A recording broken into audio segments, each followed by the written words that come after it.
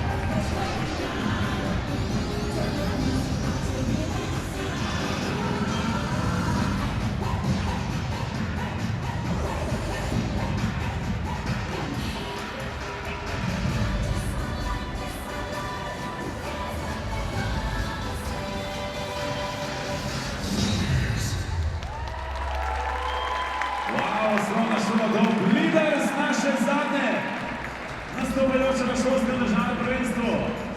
Emočne aplauze. In s tem smo tudi prišli do konca.